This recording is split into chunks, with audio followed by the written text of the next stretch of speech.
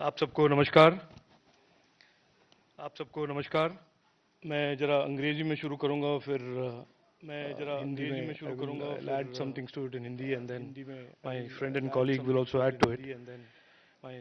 On a day that we are seeing a member of parliament from Kerala, who has obviously moved from Amethi recently to Kerala, redefine or attempt to redefine the concept of satyagraha as some kind of cover for economic corruption.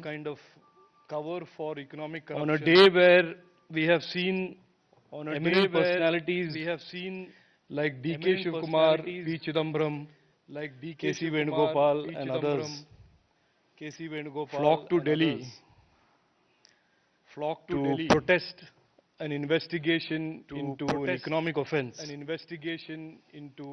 a day when it seems that the Congress party is signaling to all economic offenders of the world, of the country, that when confronted with or when being questioned by the police or an investigative agency on matters of economic corruption or economic offenses, the way to respond to that is to collect a crowd and to try and intimidate the investigative agencies. On that day, we would also like to draw your attention to another case that is being played out in Kerala, where events of the last few days, which we have observed in the media, have firmly pointed the needle of suspicion in a long-standing gold smuggling case that has been attempted to be investigated by central agencies for last many months. The needle of suspicion now has firmly settled on Chief Minister Pinarayi Vijayan, his Chief Minister's office, and his family. This press conference is really to lay out a few background facts that are all in the public domain. When this gold smuggling scam was exposed in 2020, the then Chief Minister, anticipating the impact or the backlash of this on the forthcoming state elections, wrote a letter to the Honorable Prime Minister, and I would like to quote a few phrases from that letter, and of course through you remind him as well. He termed the crime, and I quote, extremely serious. His quote again, implications for the nation. His quote again in that letter, a crime that warranted a thorough investigation. One more quote from that July 2020 letter from Honorable Chief Minister Pinarayi Vijayan. Every link should be unraveled. The state government will provide all assistance. But from that day to today, the Kerala government under Pinarayi Vijayan has done everything to block the investigation into these criminal activities and serious crimes. He has called it serious himself. He used the state agencies who have the expertise in investigating these crimes. But the recent revelations by a lady called Swapna Suresh, via a sworn 164 statement in court, not a mere allegation, it is a sworn statement in court that we have all seen the media report, are explosive and unprecedented. It has firmly pointed the needle of suspicion to Chief Minister Vijayan and his family as the fulcrum of this conspiracy that involves currency smuggling out of the country and receiving of many unexplained consignments to his official residence. There are, as you know, in the public domain now, the media has reported there have been attempts, instead of trying to investigate this crime, people connected with the establishment attempted to meet this lady and settle the matter. Money was offered, threats were proffered, and a carrot and stick approach was adopted to try and silence this lady. And that has also been reported in the public domain. So serious questions have arisen from this. I will just lay out 4 serious questions and observations. This crime that has serious national implications, said the CM in the run-up to the elections.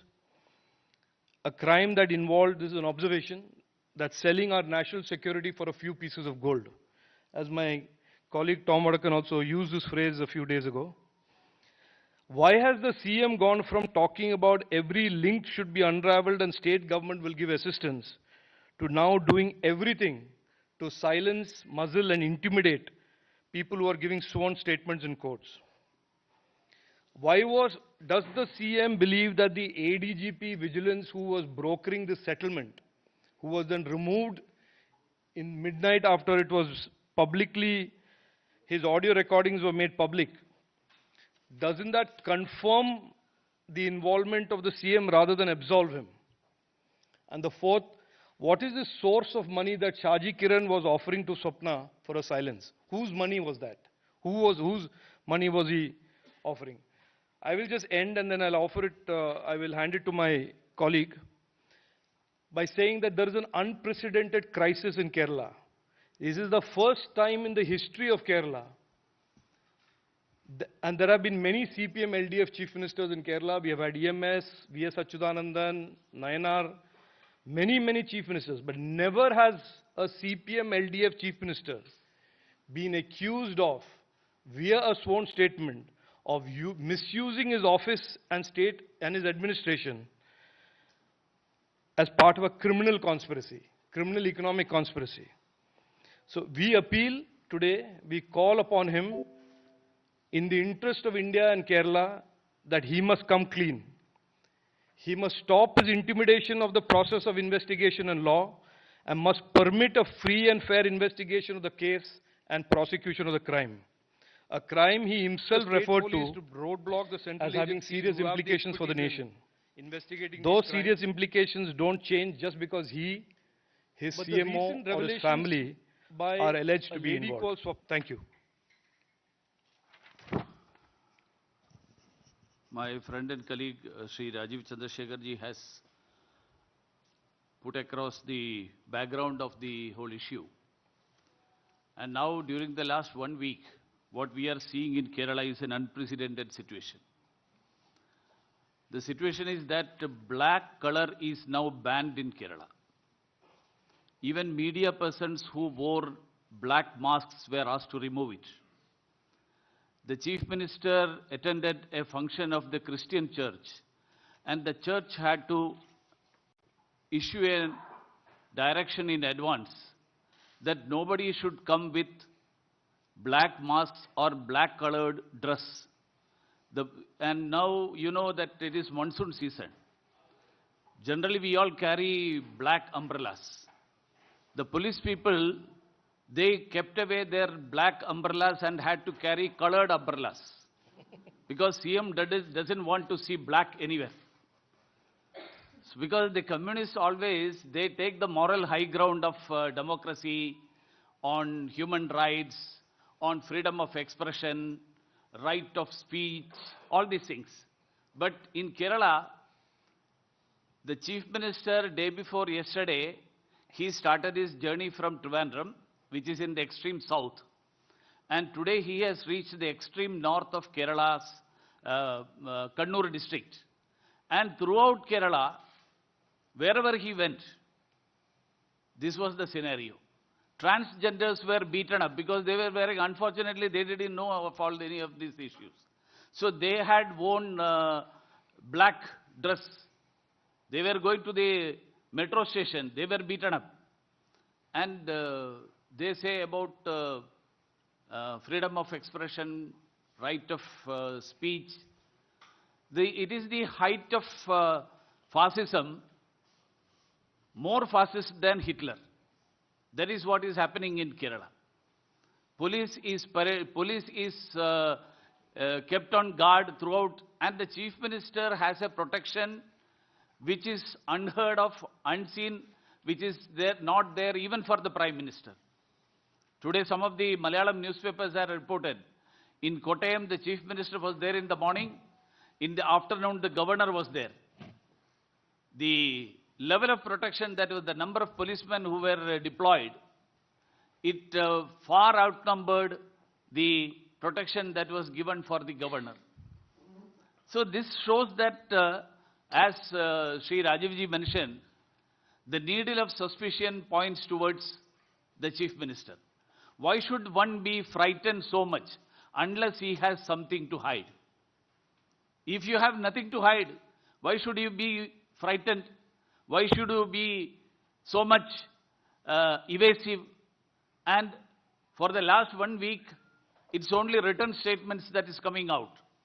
Media persons were asked to assemble in the hall where the CM was to address 1 hour in advance. 1 hour in advance.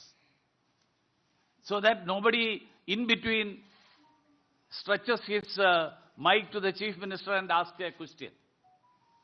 So this shows that the Chief Minister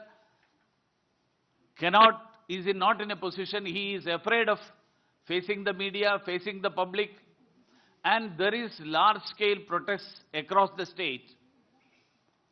Those who, in spite of all these things, there are youth activists of BJP Yuva Morcha who has conducted the black flag demonstrations. They are beaten black and blue. So I want to reiterate the point that the Chief Minister should come clean on this. If he has nothing to hide, why he is frightened of facing the media? Why he is frightened of addressing the common man? Why he wants to have such a large protection? Because communists always say that we work among the common people. We don't need protection. I have seen former chief ministers of Kerala traveling in entire Kerala, even in the railway station, with just one personal security officer. Nobody else. And that days are gone. Now the communist chief minister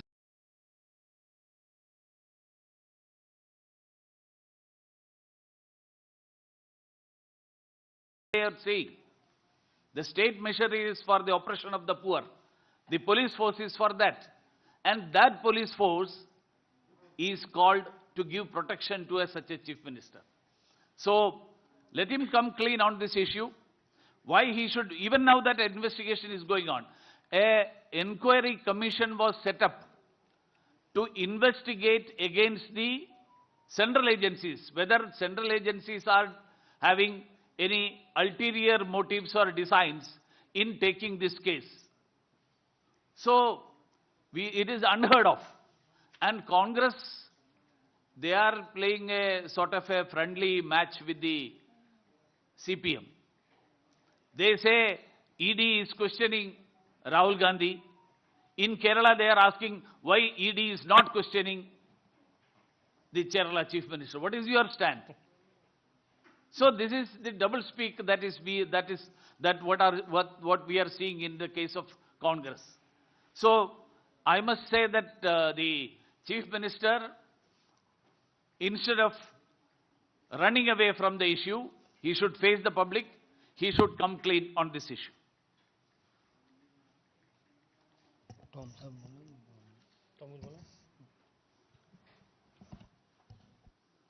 Rajiv Chandrasekhar ji, Muralidharan ji, Sanjay Mayuk ji. A very good evening to friends. We have touched on the subject earlier. We have also touched on the black syndrome that the Chief Minister is suffering from. And the information that we had from the church was the laity was told nothing black. So I only hope that the black hair that you have on your head was not dyed, because the Chief Minister doesn't like it, that being the situation, and the kind of syndrome that they are suffering from. Incidentally, a mediator, Mr. Shaji, who owns about 10 companies in a gap of about 2 years, shell companies probably, and is also linked with the Believers Church, Yohanan,